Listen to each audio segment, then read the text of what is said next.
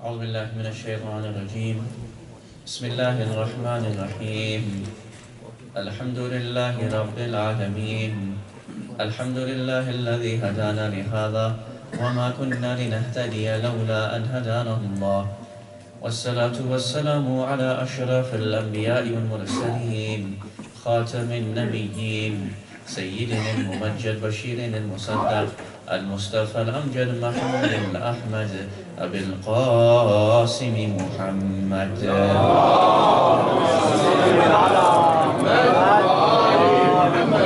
وعلى أهل بيته الطيبين الطاهرين المعصومين ولعنة الله على الظالمين من الأولين والآخرين أما بعد قالوا أبا عبد الله الحسين صلوات الله وسلامه عليه إني لم أخرج أشيرا ولا بطرا ولا مفسدا ولا ظالما وإنما خرجت لطلب الإصلاح في أمة جدي محمد صلى الله عليه وآله أريد أن آمر بالمعروف وأنهى عن المنكر وأسير بسيرة جدي محمد وأبي علي بن أبي طالب صلوات على محمد.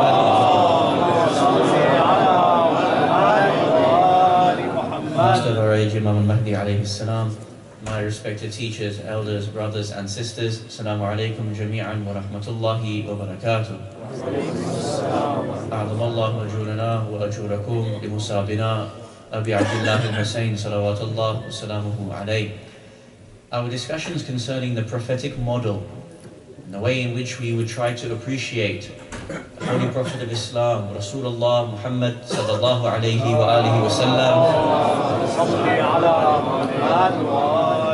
in the world, era and paradigm that we live in, has allowed us to explore many facets. We have by and large come to the conclusions of our discussion. And what we have been stating is that Rasulullah must bring a trajectory of growth in his community.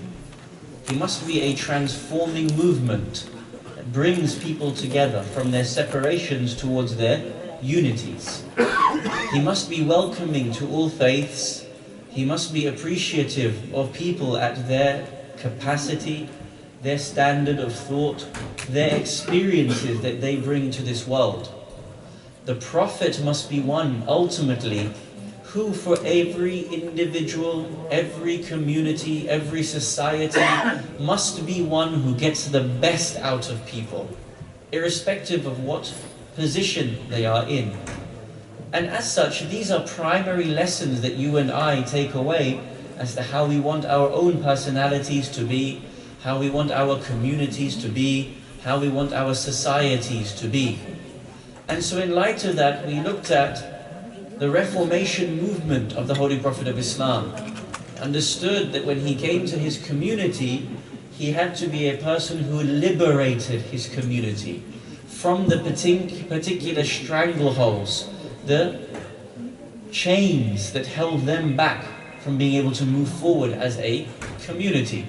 And so for us, we need to also reflect upon the chains that hold us back in our own society, us being able to move forward at our own pace.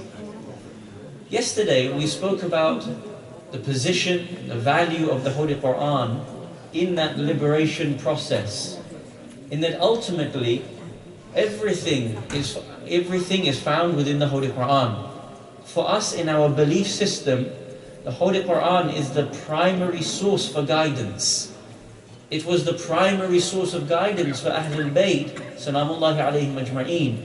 And so we need to read and reform ourselves and mold ourselves in accordance with the methodology of the Holy Qur'an.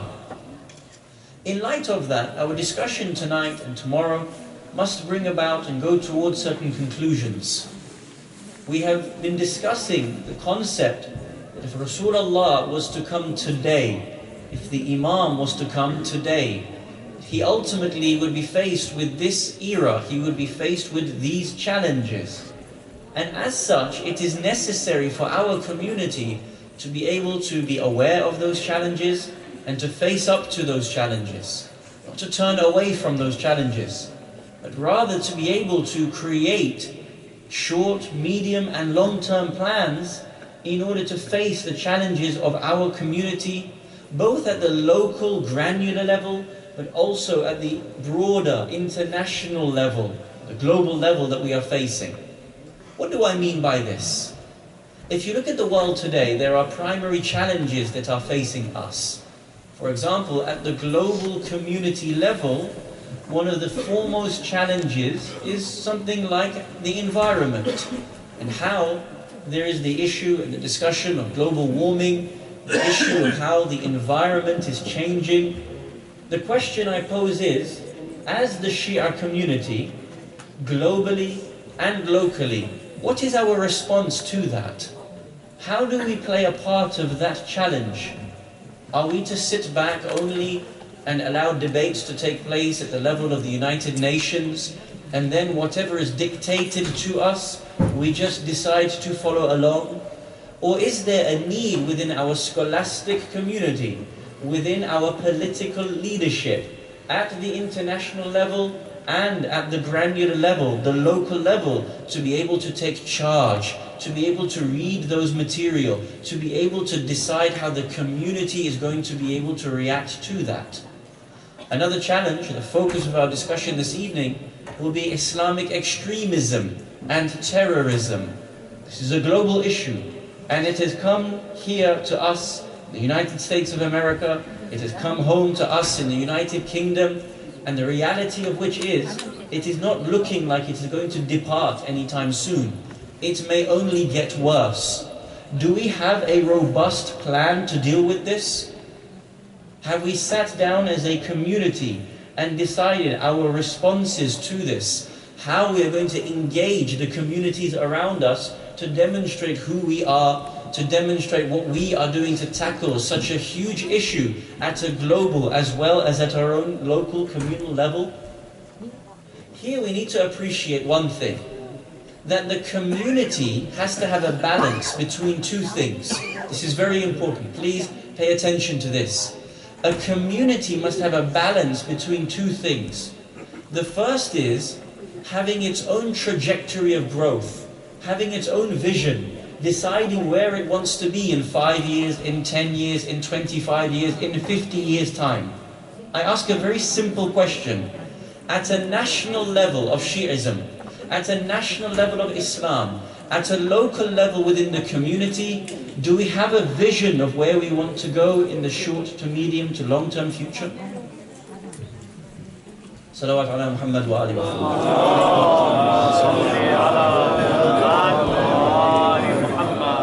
Could we also ask now for the brothers to move forward so we don't have to stop the discussion later on? The sisters are moving forward. Can I also ask the brothers to move forward? Salawat ala Muhammad wa ali Muhammad.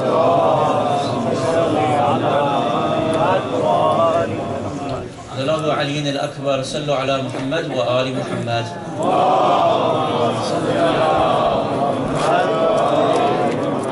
السيدة أم ليلى صلوات الله وسلامه عليها صلوا على محمد وآل محمد.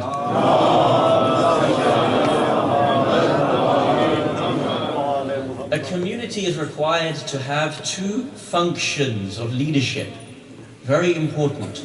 The first is to have a vision, a plan of where we are going, what we want to become, who we are, what we want to espouse, what we want to achieve.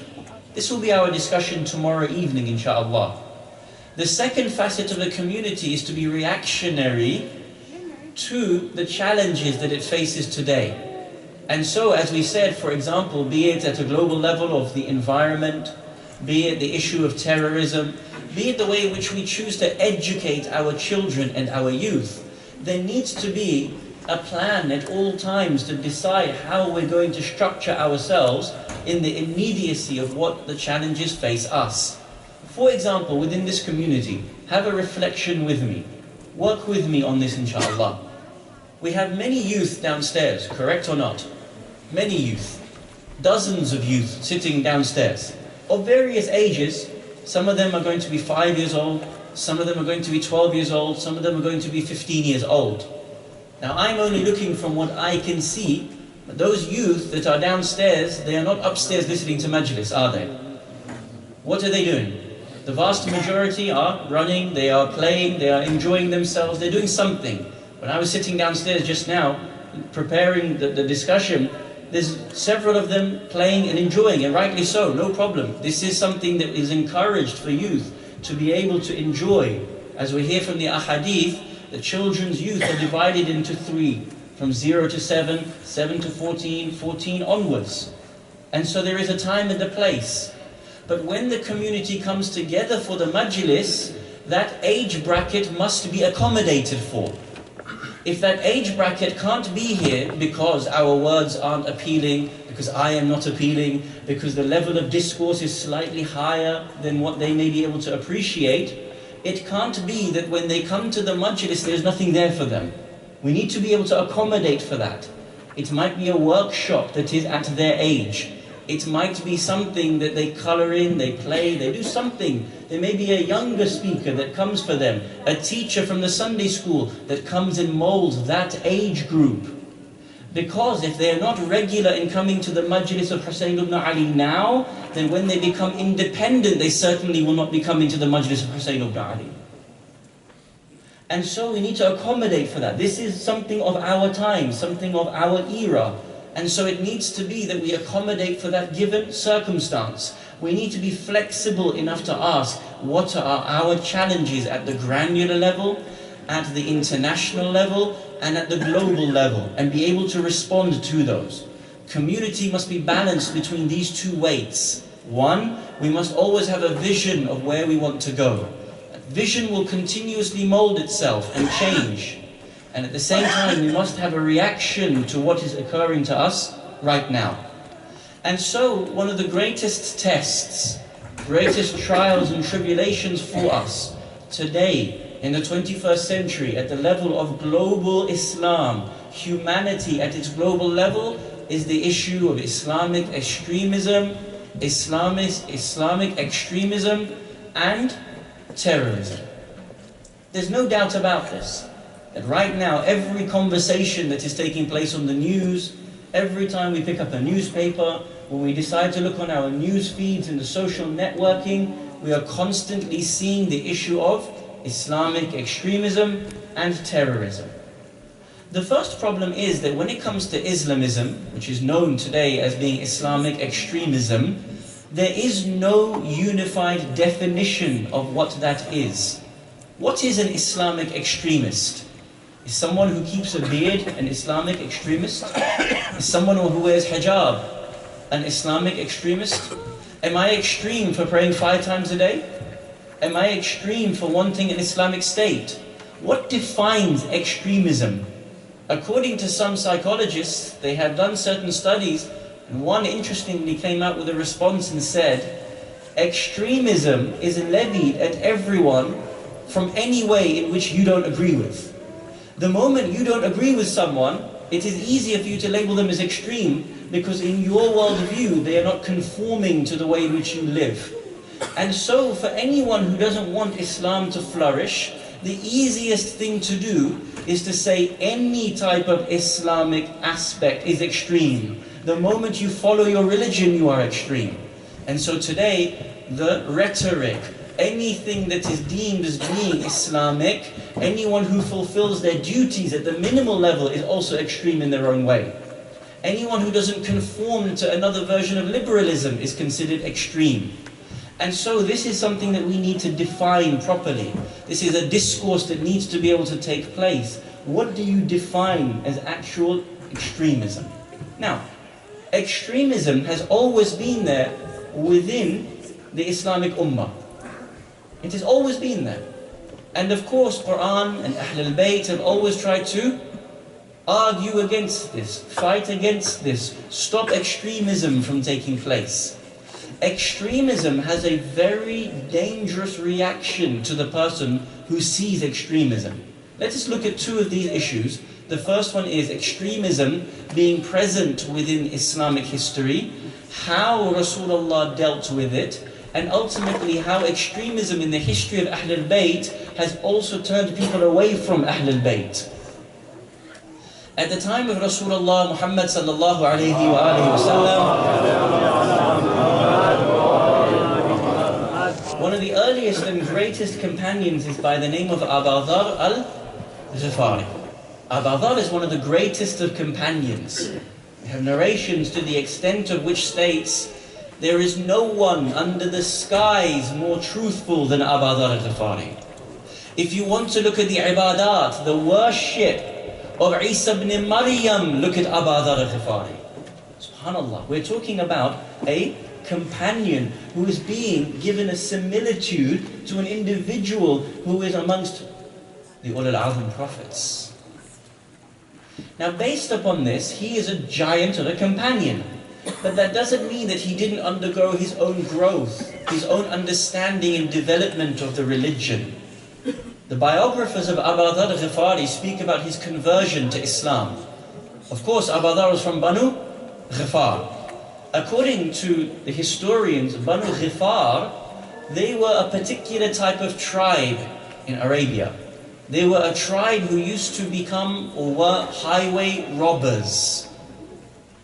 If a trade caravan was passing them, they would go and steal that trade. They were highway robbers.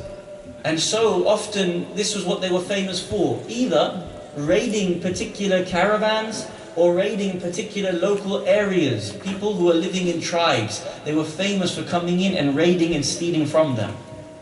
Abu Dharr al-Ghifari didn't have any high position by virtue of nobility, by virtue of being born into a senior family of his tribe, Banu Ghifar. Rather, Abu Dharr received the heights of his tribe. He was receiving a seniority of position within his tribe because he was amongst the most bravest of those who were the highway robbers.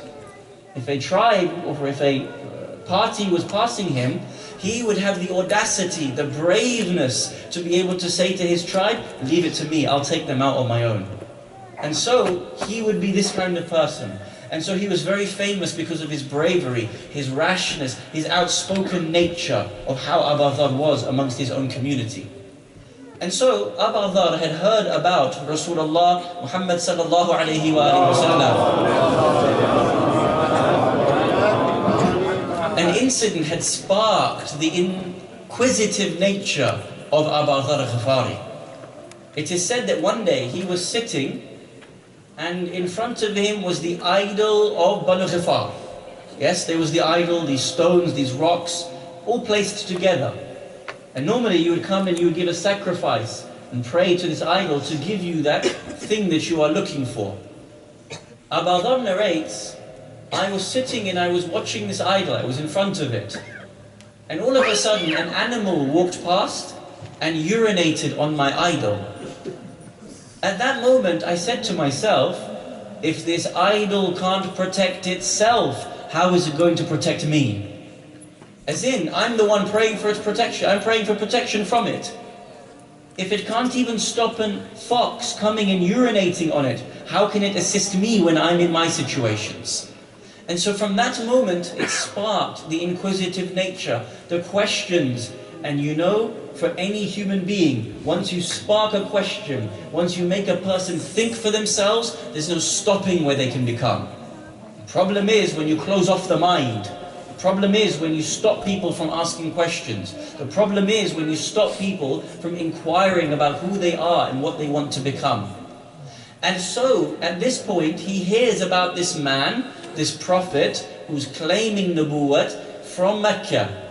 The biography says that he sends his brother towards Mecca in order to listen to this man's speech.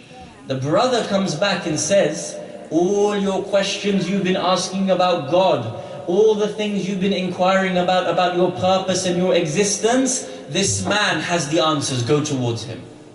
So Abu Dharr leaves and he goes towards Mecca. The biographers say, when he comes towards Mecca, he comes and he is found around the Holy Kaaba. Where do you want to go? If you're going to go towards Mecca in order to see a movement, the first place you're going to go is the Holy Kaaba. And so he goes towards the Holy Kaaba and he's waiting, he's looking for, this person who's preaching. He's waiting for this person to give sermons. He doesn't find anyone. Who walks past? A young boy walks past. The young boy says to him, excuse me, you look like a stranger in this city. I don't recognize you. Is there anything I can help you with? says, no, I'm okay. It's all right. I'm just, waiting for someone here. The young boy says, okay. Well, do you have anywhere to stay tonight, seeing as you're a stranger in the city? He said, well, actually, I don't have anywhere to stay. The young boy says to him, in that case, you're welcome to come to my house. We will put you up.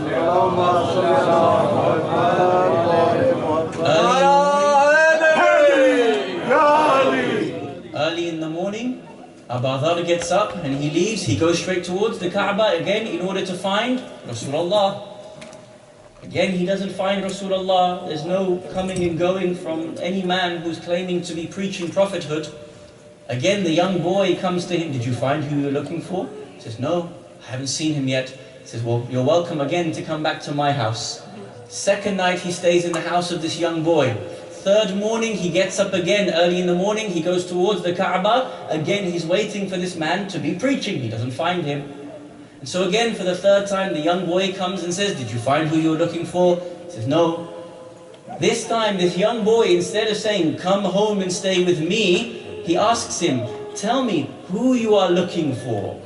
Abu Dharr says, I'm looking for a man by the name of Muhammad. Do you know anyone by the name of Muhammad? The young boy is Ali ibn Abi Talib. He says, do I know Muhammad?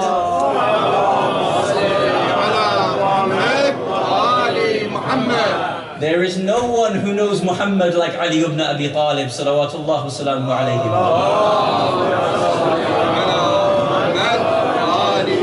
So he takes him towards Rasulullah. Rasulullah sits with him, and in a matter of minutes, Abu Dharr converts towards Islam.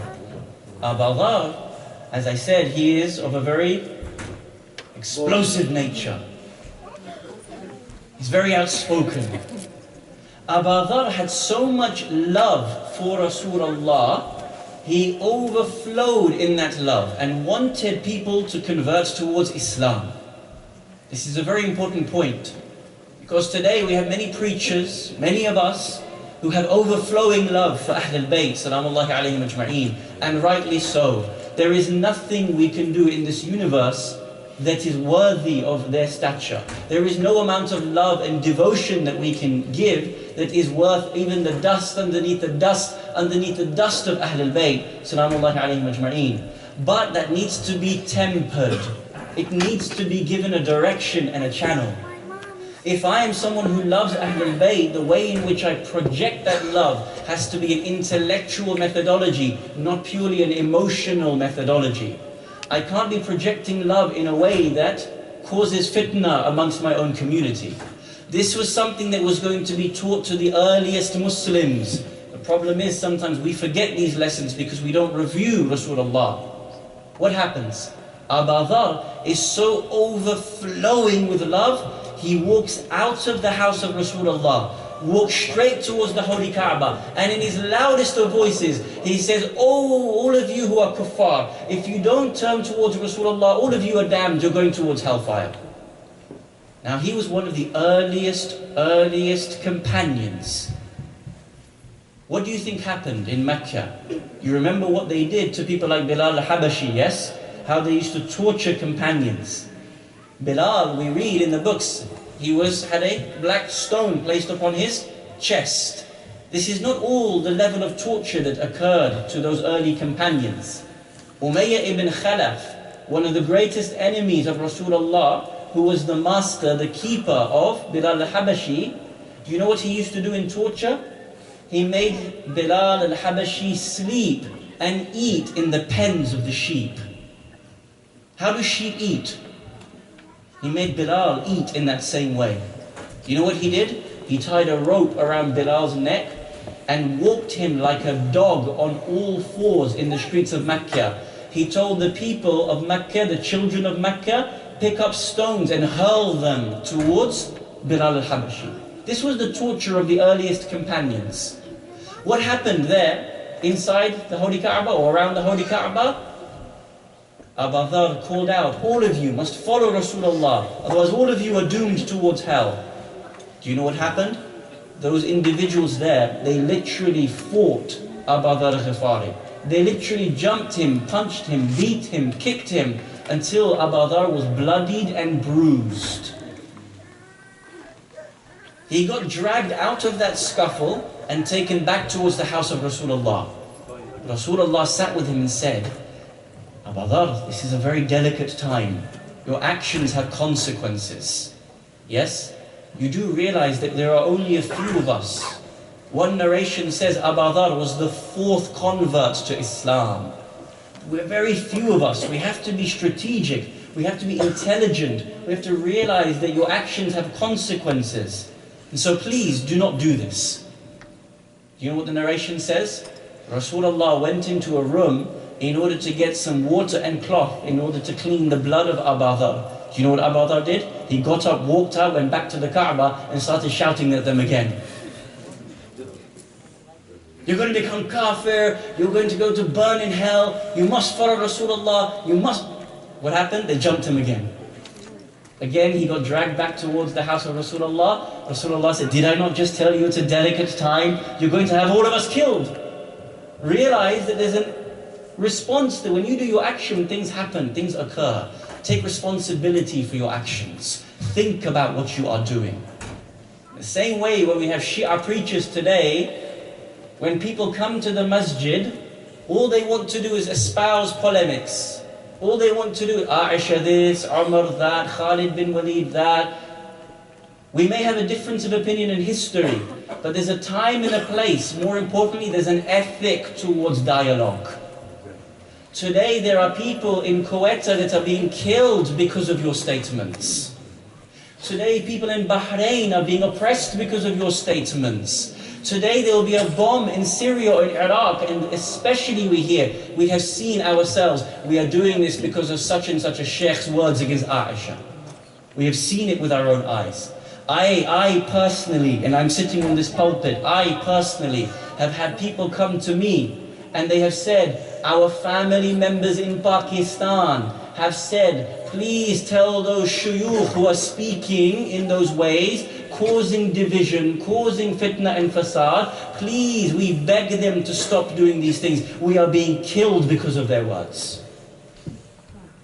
What did Rasulullah do? Yes, Abu Dharr, that's great. It's fantastic that you have that much love.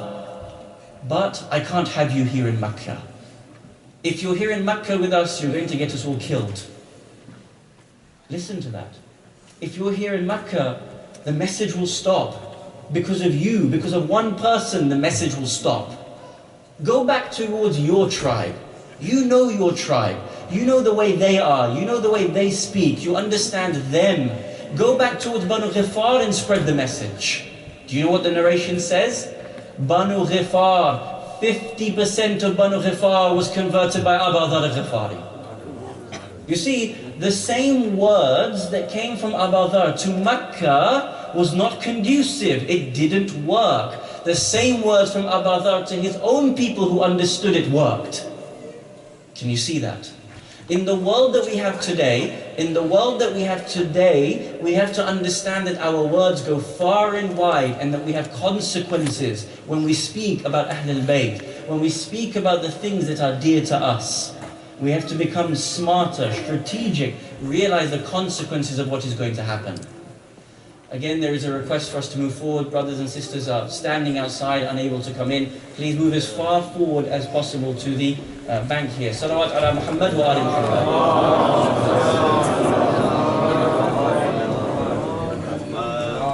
Allahumma salli ala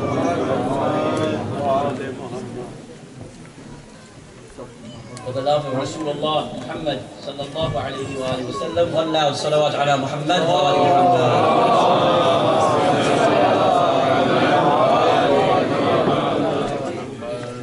Our actions have consequences. We have to realize that extremism comes in many forms, and we have to be aware that sometimes our actions breed extremism. If we are not strategic, aware of each other, how this world is working, we might be the reason for deaths to occur around this world. I would hate to be the one on the day of judgment that runs towards Fatima al-Zahra alayha salam and says, intercede for me, O my dear lady of light. And she says, you are the one that caused oppression upon my fellow Shia. How would I feel at that moment? So we have to become very aware of our actions and the consequences. Do you know one of the greatest difficulties, trials for Ahl al-Bayt was based upon extremism within our own community? There is a time, there's an event of an individual by the name of Abu al-Khattab, Muhammad ibn Abi Zainab, Abu al-Khattab. No relation to Umar ibn al-Khattab, the second caliph. An individual who lived at the time of our sixth Imam, Ja'far al-Sadiq, salawatullah wa salamuhu alayhi.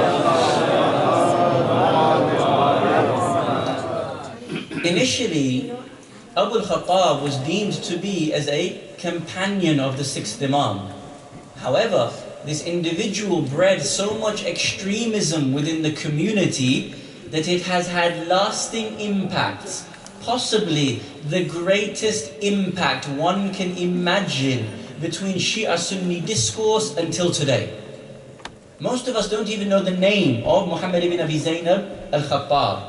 However, this man is responsible for so much ignorance and deviation until today. What happened? He was an individual who was deemed to be a companion, and so he was always within the inner circles, always sitting around the sixth Imam, always trying to get into discussion, always speaking to great companions outside of the sixth Imam's house, and so on and so forth. Eventually he exposed himself and showed him for what himself was truly like. He was a person that was claiming Ahl al-Bayt, salamullahi alayhim ajma'een, were godlike, and he thus elevated himself to being a representative of God. So what would he do? He would say, Imam al-Sadiq alayhi salam is God, and I am his representative. Now why do this? Why elevate Imam al-Sadiq alayhi salam to godhood and make yourself in the position of Imam? As you know, the Imams, the A'imma, salamullahi alayhim ajma'een, collect khumus. A lot of money is going between the palms of the Imam, being distributed to the poor and to the needy. If you are able to elevate the position of the Imam to God, God doesn't need wealth, does he? God doesn't require money. He doesn't require that source. And so if you place yourself as the Imam, you are able to take as much money as possible. And so he decided to say this. Ahl al-Bayt spent years trying to separate themselves from the movement of Abu al-Khattab, known as the Khattabiyyah movement. Up until the extent that we have hadith from the 8th Imam that says, there has not been a trial upon us, Ahl al-Bayt, in recent times more difficult than what Abu al-Khattab created. Why? What happened? He used to say these things, and of course every time Ahl al-Bayt would try to distance themselves from this kind of individual. The consequence of this extremism has lasted us until today. Many years after the 6th Imam came a person by the name of Muhammad ibn Ismail al-Bukhari. Have we heard of al-Bukhari? Yes? Muhammad ibn Ismail al-Bukhari has collected hundreds, thousands of narrations compiled into what he has called Sahih al-Bukhari. Of course, as we know, for our brothers, the Ahl Sunnah wal Jama'ah, after the Holy Qur'an, Sahih al-Bukhari is the exemplary text. It also sets a precedent of how ahadith should be collected and how they should be categorized. And so, I ask you a very simple question. How many ahadith? You see, Muhammad ibn Ismail al-Bukhari was no ordinary person. He traveled from city to city, location to location. He went to Baghdad, he went to Kufa, he went to Medina, he went to Mecca. He did a rihla. He went and traveled from every possible city to city in order to compile narrations to put into his Sahih al-Bukhari. I'm asking you a very simple question. Out of the thousands of narrations that are in Sahih Bukhari, how many narrations are coming from our 6th Imam? 1,000? 500? 100? 10? 1? 0. Not a single narration is coming from the 6th Imam. Yet us, we are told that from just his 2 or 3 years within Kufa, we have 70,000 narration from Imam Sadiq alayhi salam. Allahumma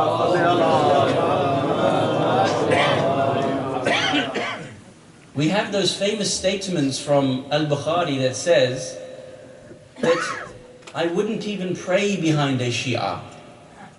Why did he say this? What drove him to say this?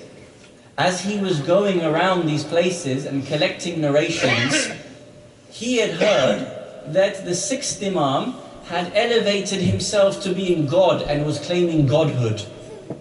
Where did he get this from? Because the Khattabiyyah movement had created this statement. The Khattabiyyah movement ran so far into the Muslim Ummah that Muhammad ibn Ismail al-Bukhari wasn't sure as to whether the sixth Imam truly was claiming to be God. What he heard was the sixth Imam was sitting inside Masjid Nabawi claiming to be God. Therefore, how can Muhammad ibn Ismail al-Bukhari take a single narration from Ja'far al-Sadiq alayhi salam when he's claiming to be God? And so he didn't take a single narration into his collection of ahadith. The impact, imagine the impact of that until today. How beautiful it would have been if narrations from the greatest teacher in the history of Islam had his narrations put in towards that particular manual. How would it have affected Islam? How much knowledge would we have gained? How much would the Ahl Sunnah wal Jama'ah been aware of Ahl al-Bayt and the brilliance of Ahl al-Bayt? But because of the stupidity, the lies, the enmity of one person in history, Muhammad ibn Ismail, because of one person, Muhammad ibn Abi Zaynab al-Khattab, because of one person in history, all of that potentiality has been wiped from us in one moment. We have to realize our actions have eternal consequences. When you throw a pebble inside a pond, what happens? It's a ripple effect. And not just one ripple, several ripples. And they all go out exponentially, don't they? And they touch the borders of that particular pond. Our statements have consequences. Our extremism has consequences. It is no wonder people are being put off by Islam when they hear and they see and they read the despicable acts that are taking place. The reality is us, the Ahl al-Tashayyu', the Shia community, should bear responsibility as much as we can to bring people back towards the reality of Islam. We shouldn't be the ones to foster and engender hatred. We shouldn't be the ones to cause division. We should be the ones who are pulling people to us. If that is what Rasulullah was, if that is what Amir al-Mu'mineen was, why would I want to be anything other than a liberating force for humanity? Why would I want to be a dividing force for humanity? Now, in light of this, the Shia community has to start thinking about how we are going to react towards these issues of Islamic extremism and terrorism. I'm asking a simple question. At a global level, is there a plan that has been made? At a national level, is there a plan that has been made? At our local communal level, is there a plan that has been made? It is baffling that in the time when so much war, so much oppression, so much killing, so much enmity between sects, and yet there is not a manual on how to bring sects closer to each other. This discussion appears not to be being had in a way that is trickling down to the masses, the ones who need it the most. We do have taqreeb conferences constantly. Is that really going to eliminate when, 10 shuyukh get together and say, yes, we must sit with each other, we must dialogue with each other, we must pray with each other? Is that really going to try to bring us back towards where we should be? Is that sufficient? That was something that needed to be established from 79. We are now in 2014. We cannot continue to keep the same issues going. We cannot continue to have the same techniques from 1979 as to where we are today. We are still arguing as to whether I can pray behind a Sunni and whether a Sunni can pray behind a Shia. It is baffling the way in which we are as a community. Sorry, he doesn't pray with his arms down and therefore I can't pray behind him. He prays with his arms down and therefore I won't pray with him. This is alien to the ethos of the prophets. We now need to become a community that is wiser, that is strategic, that is realizing its potential and the goals, the responsibility Allah subhanahu wa ta'ala has placed upon us. A phenomenal tradition comes to us from our Holy Prophet, Rasulullah Muhammad sallallahu alayhi wa sallam. Islam is an amana upon you. This religion of Islam is an amana upon you. You have a responsibility to an amana, yes or no? If I give you an amana and I go away and I ask you to look after this, it's your responsibility to look after it. It has been devolved to us as individuals. Think about that very closely. God Almighty created this vast universe in order to get to know Him. And then He sent prophets and books in order to get to know Him. And then the Holy Prophet of Islam says, this religion of mine, I'm leaving it to you as an amana. Take care of this amana. Realize your responsibilities towards this religion. Still, in 2014, we have not created a plan to deal with these issues of extremism in our own community, in our own sect, and from outside our community and outside our sect. The Western powers have decided as to their tool of dealing with Islamic extremism. They decided on two things. The first thing they decided is, we will create a war on terror. And so, from 10,000 feet, and with boots on the ground, they are bombing, and this is their tool in order to destroy Islamic extremism. The reality is, this will not destroy Islamic extremism. This will only foster and breed more hatred. And the proof of this has come since 2003. Now I am young and I'm asking my respected elders, prior to 2003, did you see what was occurring in Iraq the way it is today? Did you see every day a bomb in a market? Did you see every day beheadings, 30 people lying in a ditch being shot? Yes, there was oppression. But this form of liberation and liberating and fighting terrorism clearly is not working. You've only engendered the problem worse off. Another way that they've tried to deal with it is by creating legislation. So what we can do is, we can now tap your emails, we can now stop you, we can now ask you questions, we can now put you in jail and hold you for as long as we want, without trial. We can even waterboard you as long as you're not in this country, or we don't get caught doing it. And then this is our way of dealing with extremism. Again, has this seemed to deal with the issue in the last 10, 12, 15 years, or even longer? Has this managed to liberate a community that has this problem from within itself? It cannot be reliant upon bombs that will push people back for a few days, a few weeks, a few months. You have not uprooted the ideology of extremism. You may create as much legislation as you want. That deals with things after they have become extreme. Once they're searching on the internet for extreme material, once they're trying to purchase material to create bombs, that is when we will find you, and that is when we will capture you. Again, you have not uprooted the ideology of extremism itself. If the rest of the world is not going to deal with this properly, we have to take responsibility to deal with it properly. Why? Islam is your amana. Number one. Number two, as much as the extremism is targeting the Western world, by priority it is targeting the Shia world. And so, if we are the ones who are primarily the targets of this extremism, we surely have to be part of the solution and not sitting there as lame ducks, waiting to be beheaded, waiting in this country or any country to be blown up. Again, I ask you a question.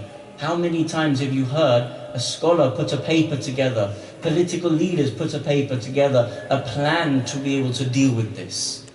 Now, I'm not saying to you, I'm the one to deal with this. We are bringing the discussion because it's one of the most important issues of our time, and maybe collectively we can start thinking about what we need to do for our time. What are the potential solutions? How do we deal with extremism within the community? The questions need to be at two levels. What are the causes for extremism? They're divided into two. One is the psychological, and two is the educational. And so we need to be in a position here in our communities to effect change in light of our own immediate community. Possibly you and I cannot change what is happening immediately in Iraq. Possibly you and I cannot change immediately what is happening in Syria. Of course we must have a voice. Of course we will express an opinion. Of course we will speak and march and protest and put things on social media. Absolutely. But in terms of the immediate community that we have in front of us, can we effect change? The Muslims, and especially the Shia, are supposed to be ambassadors of the truth. And so, I ask, are we able to make truth? Are we able to distinguish false Islam from true Islam? Yes. People do have that capacity to know true Islam. But if we are not thinking about how to effect that change, how people are going to be introduced to that true Islam, then we have nothing more than to bear the responsibilities when the chickens come home to roost. Tomorrow, God forbid, when people return from war, now just think about this very carefully, very carefully. I'm not a prophet of doom, we are talking as thinkers here. Imagine tomorrow, I'm just giving you a scenario. Imagine tomorrow ISIS by and large are defeated. Yes? So right now there is the movement obviously in Iraq, there is the movement in Syria, there is movement in Lebanon, there is historically the potential threat in Jordan. We have seen people in the streets of Australia and Pakistan waving the ISIS flag. We saw in Hajj this year, on the day of Arafah, people waving the ISIS flag. So imagine tomorrow they manage to win this particular war. They will not annihilate everyone, because as we said, you have not uprooted the ideology. Even if ISIS declare the white flag and say we surrender, they will disperse into the lands and hide themselves to be able to continue this war. What happens if, God forbid, they come here tomorrow? Have we done anything to effect change in our local partners, to help build a partnership, to be able to deal with this particular issue? In the United Kingdom, this year, right now, this Muharram, 1436 after Hijrah, the United Kingdom government told every Shia, Hussainiyah, every Shia, Imam Bargha, be on high level alert, because a terror attack in your masjid is imminent. Imminent in your 12 days of commemorating Muharram. It's real, it's a real threat. It's happening in Canada, it's happening in Boston, it's happening in Belgium. We need to start thinking about how we are partners in education. The more we bury our heads in the sand, the more the non-Muslims get a picture of Islam that is not. It is putting them off Islam. The more we bury our head in the sand, the more other non-Shia sects are becoming radicalized. This is the issue. Today, our brothers in the Ahl-Sunnah wal Jama'ah, may Allah bless them, do not know how they are being co-opted into Wahhabism. They don't realize the ideology of Saudi Arabia.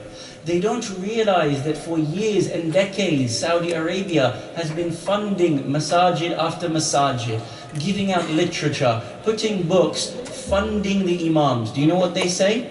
You want to build a masjid? No problem. What? Just put a blank check.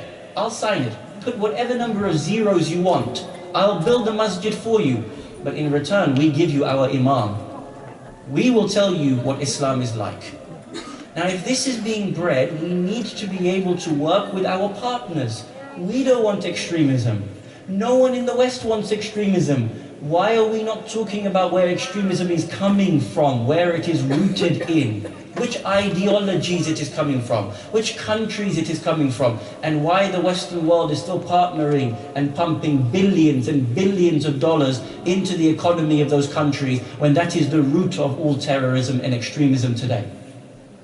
But we haven't effected that change. We haven't called our local ambassadors. We haven't called our local congressmen. We haven't called our local parliamentarians to our masjids, to our Hussainiyat, to engage in that dialogue. Because they're being fed a story and they don't know the other side of the story. Who is to blame, them or us? Us. We have to start taking responsibility for our ummah. The Islam is an amana upon you. It is your responsibility, my responsibility, to deal with this particular issue. Islamic extremism comes from two reasons. The first one is due to psychological traits. According to psychologists, all forms of extremism share certain psychology. It's very easy. You can just go into Google and type this and read into the psychiatrists and psychologists and the work that they have done.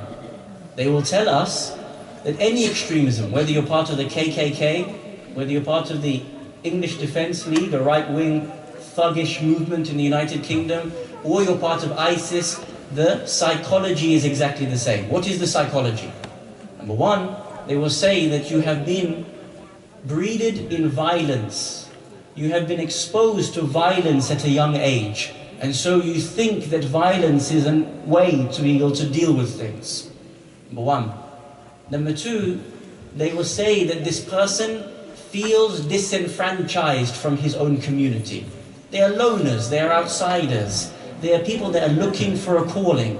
And the moment they find that calling, they apply that extremism into that calling. Number two. Number three, they are easily manipulated. They are people with maybe not having been exposed to higher education. They are people that can be molded and told things. When you are told, and literally you are told, you get 70 virgins if you kill a non-Muslim, and you get 140 virgins if you kill a Shia, then you know that there is something wrong with that individual and the way in which he has been educated. And so, in this way, the education system needs to be challenged. This is the second issue. There was a Harvard University graduate by the name, I forget his name now. I will remember it, InshaAllah. I will remember it, InshaAllah, hopefully during the discussion. He did a study of 100 different Salafi scholars. Yes, and he tried to examine how the education system impacts extremist ideology. He found out, or his paper said the following: when a scholar is academically active, has links to other scholars, other academic institutes, there is a 2 to 3% chance of radicalization or radicalism words coming from his tongue. When he does not have access to other schools, other ideas, other ideologies, it is more than 50% chance of radicalization coming from that scholar. 100 Salafi scholars he looked at. What came from them, their background, the influences they had on their community. Harvard student, Harvard graduate. 50% or more extremism comes when there is a lack of education and accessibility to other ideologies. What does this tell you very simply? This tells us that we need to be engaging in dialogue. We need to be open with people. We need to be inviting people. We need to invite ourselves over there if necessary. But the root cause is ill education, and so the only way to uproot this is through education. Think about this very carefully. Rasulullah came to a community in its own way that was very extreme. He spent years, 40 years silently building trust to people. Just building trust. And then he spent 23 years preaching. Number two, when he started preaching, as we've been saying all along, he does not excommunicate any type of people. He didn't say, we're the Muslim Ummah and now you Jews and Christians just go and live somewhere else. He kept everyone together. Everyone would speak with each other. They would meet, they would talk, they would be invited, they would dialogue, they would debate. What we have ended up becoming is a very insular community where when people from other sects come, they don't even feel welcome in our community. preacher comes and he starts speaking against things that they don't feel welcome to come and listening to. We don't go to them, and when we do, it is almost to tick the box. It is Eid, and so we should have some sort of gathering. It is Rasulullah's birthday, and so we should have some sort of gathering. It's that once a year, and we should have that gathering in order to tick the box. Islam is not about ticking the box. This is not what we are supposed to be doing. To say, well, now once a year I've had a Christian and Muslim dialogue. This year I managed to invite the Sheikh from the Sunni Masjid here, and now I'm done for the next 365 days. This is how we have become. The Ahlul Bayt, salamullahi alayhim ajma'een, have told us to do the exact opposite. Two famous narrations come from the master, the commander of the faithful. Number one, he says, uproot evil in other people through uprooting evil in yourselves. Number one. Number two, he says, reform the evildoer by doing good deeds to them. If I keep a distance between me and someone else, how can I engage in that reformation between me and that person? We have to be very open with our brothers and sisters from all sects and all faiths. We need to be people who engage genuinely, that meet the challenges of our time. Very simple things we can do. Let me give you a simple example. And we prove this by the way in which the Ahlul Bayt speak. I, as an individual, for example, in this community, I don't know anything about the 4 Imams of the Ahlul Sunnah wal Jama'ah. The opposite is true as well. My brothers from the Ahlul Sunnah wal Jama'ah don't know anything about my 12 Imams. True or not? Tell me, truly, do they know Imam Baqir alayhi salam? No. Truly, do they know Imam Zainul Abidin alayhi salam? Wouldn't you love for them to know who Imam Zainul Abidin alayhi salam is? What he stood for, the way in which he interacted, the beauty and the traditions that came from him? How are you going to do that? Unless you make the move to be able to have a collective movement of education between each other. So why not invite the Sunni Sheikh here and say, we would like to know more about your Imams. Come and teach us, come take the stand and speak to us. Give us the biography of Imam Abu Hanifa. We'll learn. And at the same time, we'll invite your community here. And we will also speak about a contemporary of Imam Abu Hanifa. And we will speak about our 5th Imam. We will speak about our 6th Imam. We will speak about our 7th Imam. You teach us for 45 minutes about Imam Abu Hanifa, his intellectual accomplishments, the trials and tribulations he underwent. We will also speak to you about who our 7th Imam is. We will speak to you about who our 4th Imam is. And it won't happen overnight, I know. But it has to be fostered with long-term goals and apparatus. Maybe when they come here, we can give them a gift. Maybe we can give them Sahifa Sajjadiyya for every brother and sister that comes here. And so when they go home, maybe, just maybe, they will open up and read Zams al-Muhammad. Maybe when they become ill, they will open up and see the way the 4th Imam spoke. Maybe when their parents pass away from this world, they will open up and read the way in which the 4th Imam prayed for his parents. And then they will learn who we are. Until now, they don't know who we are. They don't know our Imams. You know what they know about us? They know about us, they think that Jibreel alayhi salam was supposed to send the Qur'an towards Ali ibn Abi Talib. Can you imagine? They still believe that until today. Many people. They look at us and all they know is tatbir. True or not? What do they know about us? What do they know about the akhlaq? What do they know about the insights, the tafasir? Our history of tradition. How are we going to overcome this extremism? The hatred that is building between sects, between faiths. It can only be through education and dialogue. I will conclude with a tradition from our 11th Imam, Hassan al-Askari, salawatullah wa salamuhu alayhi.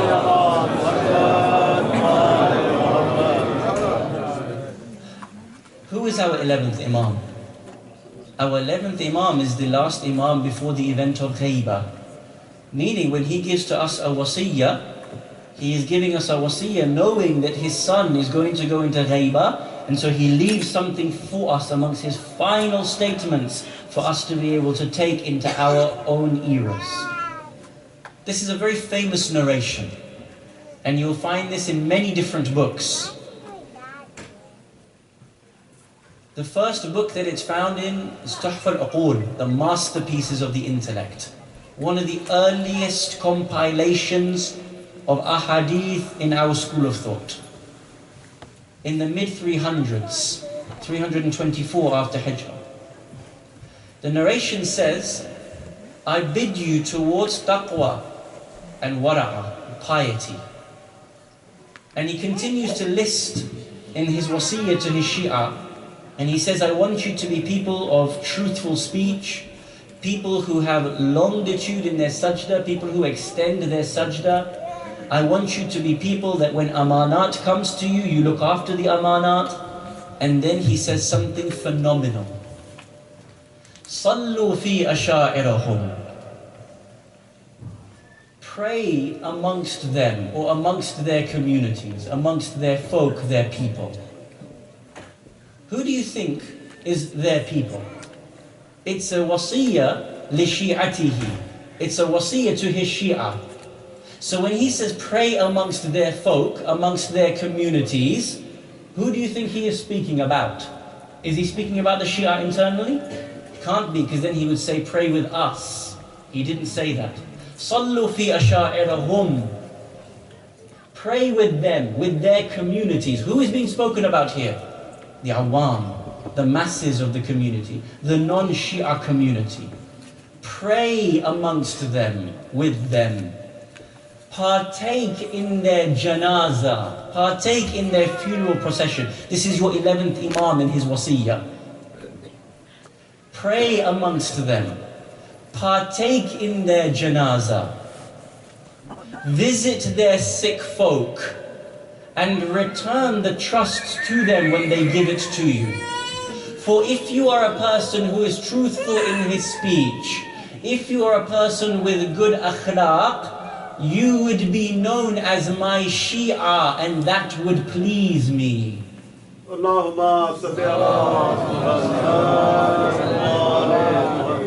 You see, this narration can't be about taqiyya, can it? Because he says, Qeel hada Shi'i. It would be said, he is my Shia. If it was taqiyya, he would say, pray amongst them, but I don't want you to be known as my Shia. No, I want you to be known as Shia. I want you to have your akhlaq stand out. But the way in which you achieve that, the way in which you are known who you are, is by praying with them, is by partaking in their funeral ceremonies, is by visiting their sick folk, is by giving back the trusts when they give it to you. If you do these things, it would please me, your 11th Imam. Now it's phenomenal. The 11th Imam gave that statement in his final days, knowing that Ghaibah was about to envelope the Shia. Why? To leave us that wasiyah so that we understand how we are supposed to act. Our problem is, we have not followed the statements of Ahlul Bayt. We have done it the opposite way round. We are people that think we can reform the ummah through polemics. Rasulullah reformed his entire country through akhlaq. Hence he was known as as-Sadiq and al-Amin. If we understand this, we will begin to reflect upon our own responsibilities in our community. Terrorism that is taking place is one of the greatest trials and tribulations of our era. We need to sit and think, what is our community actually for? Now that we have established ourselves, our center, now that we have, mashaAllah, hundreds of people coming, what is the next stage of our development and our evolution? What do we want our communities to become? Where should we be in 50 years' time? Will this majalis just remain the majalis and then we go home? Or was something more profound in the infrastructure of our community come from these majalis. This is something that now, this discussion and this debate needs to take place amongst our national and international communities to deal with the threat of extremism within our community and the threat of extremism external to our immediate community.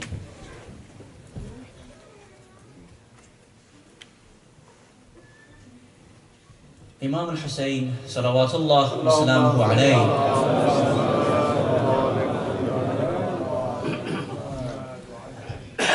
was faced with an extremism, with a hatred of unparalleled manifestations. In the morning of Ashura, the narrations tell us Imam al-Hussain alayhi salam would walk back and forth from the tent into the battlefield. And each time he would introduce himself as to whom he is. He would say, do you not know that I am the son of Fatima al-Zahra? Do you not know that I am the grandson of Rasulullah? Do you not know that from my family is Ja'far, the one who flies in heaven with wings? Do you not know from our family is Hamza, the lion of God, master of the martyrs? And they would continuously say, yes we do. Then why are you fighting me? I'm fighting you because you are the son of Ali ibn Abi Talib. I fight you because you have not given bay'ah to the Caliph. We will take you towards him and we will make you do your bay'ah or we will kill you. Look at the way in which continuously, in the face of all death, Hussain ibn Ali tried to engage in dialogue with those enemies of his. On that day, it may be said that there is no death that tore the heart of Hussain ibn Ali like the death of Ali al-Akbar. Ali al-Akbar was the one who resembled his grandfather Rasulullah most in appearance, in character, and in voice. After Fatima al-Zahra alayha salam was attacked and her house had been set ablaze and the door had fallen upon her and the nail had pierced her chest and she had lost her baby Muhsin, it is said one day that Bilal al-Habashi returned back towards the city of Medina, having tried to escape the fitna that had taken place immediately after the death of Rasulullah.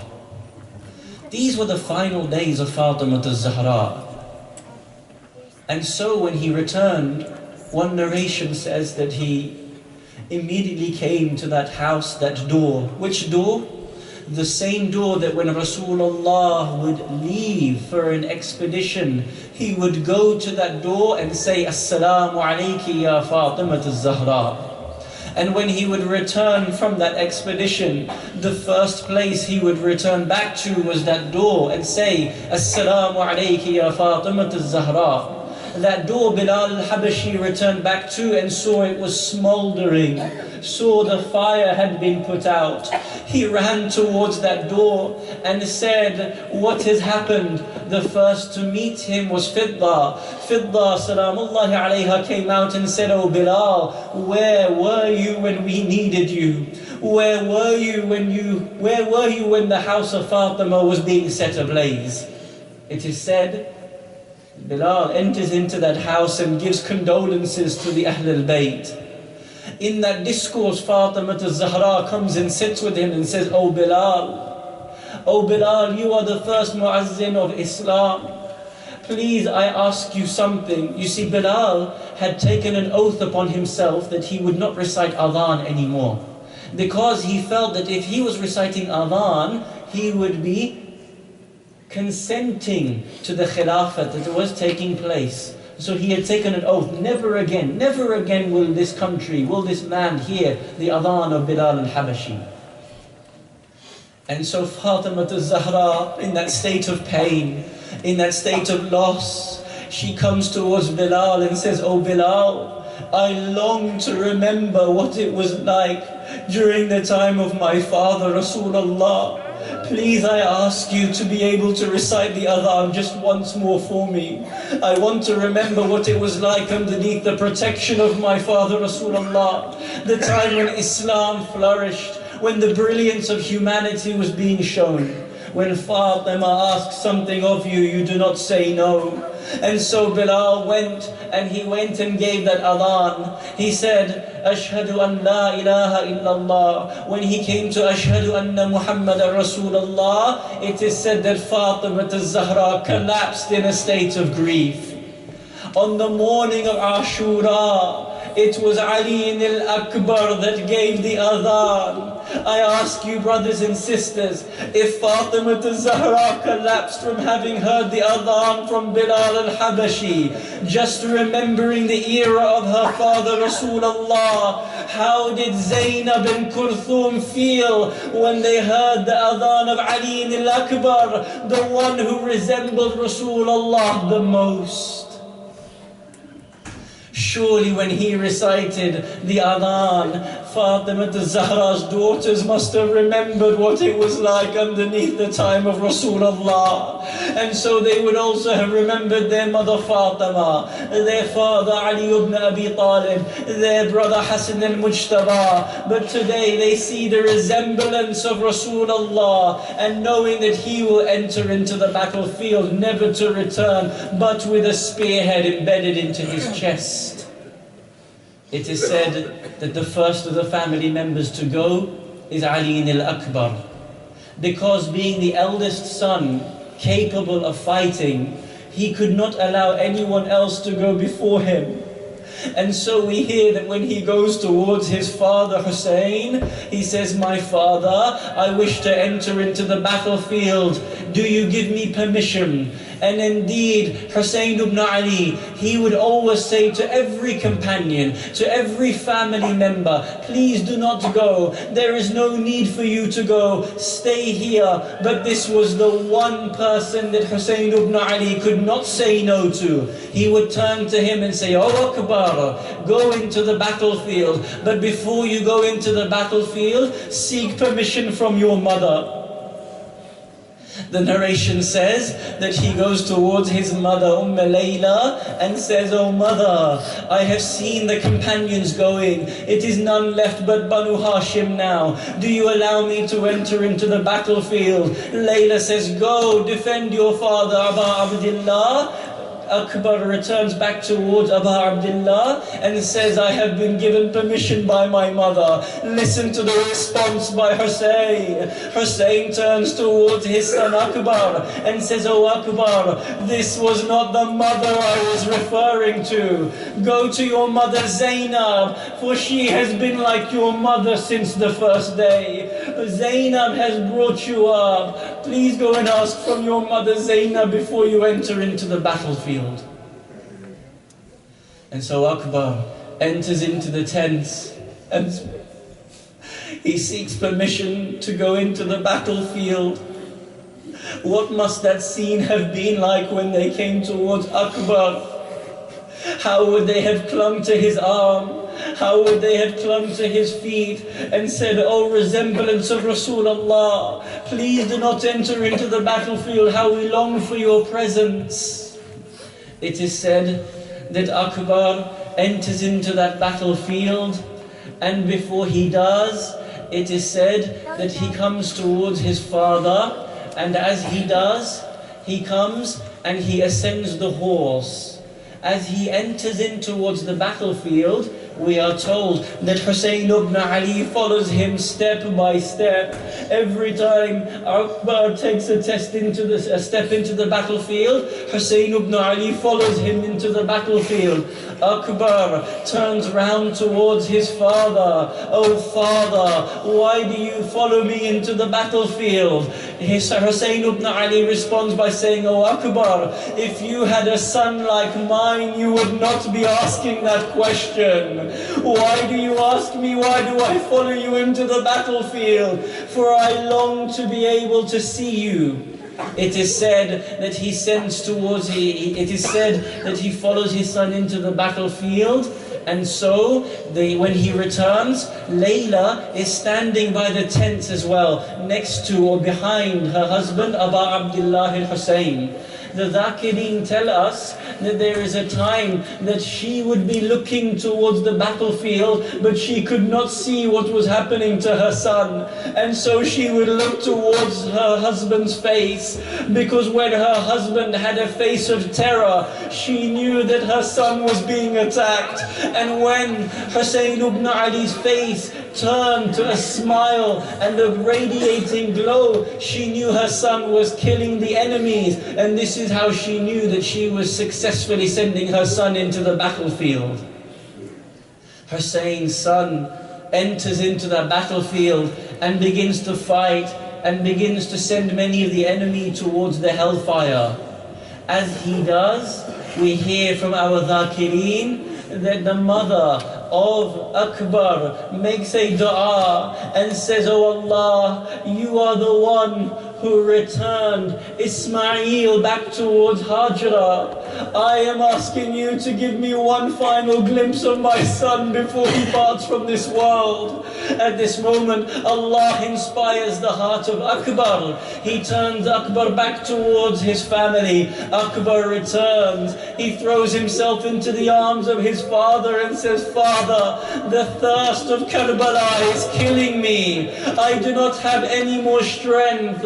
Please give me a drop of water. Is there anything that you can give to me?" Oh fathers, when your son comes to you and asks you for anything, is there a time that you deny him? If he asks for any food or water, is there a time that you would deny him? But Hussein's heart is being punctured at this moment. He turns towards Akbar and says, "Oh Akbar, I will give you my tongue. If there is a drop of saliva from my tongue, take from my tongue, I will gladly give it to you." He puts his tongue out. Akbar puts his tongue towards the tongue of Hussein. It is said that he leaps backwards and says, "Father, your tongue is even drier than mine. How are you surviving the thirst in the heat of Kerbala in such a way?" At this moment, he embraces his father for one final time, and he enters into that battlefield. The next time Hussein sees his son, he will have a spear embedded in towards his chest.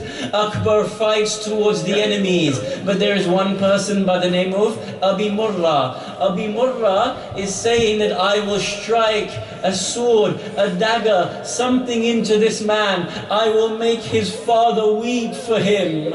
At this point, Abi Murrah hides behind a tree. Akbar is fighting gallantly. He is sending all of the enemies towards the hellfire. But Abi Murrah is said to be an expert. An expert is a person who would throw spears. This time, as Akbar is charging towards the battlefield on his horse, Murrah takes this spear out and he begins to take it behind his back, and then as Akbar comes towards him, he thrusts that spear into the chest of Ali al-Akbar. Akbar falls towards the ground. When he calls towards his father, his call is different to every other companion and every other family member.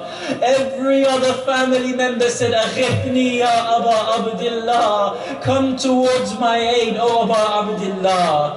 Akbar was the one person that did not call out for his father, did not call out for Aba Abdullah. Do you know why?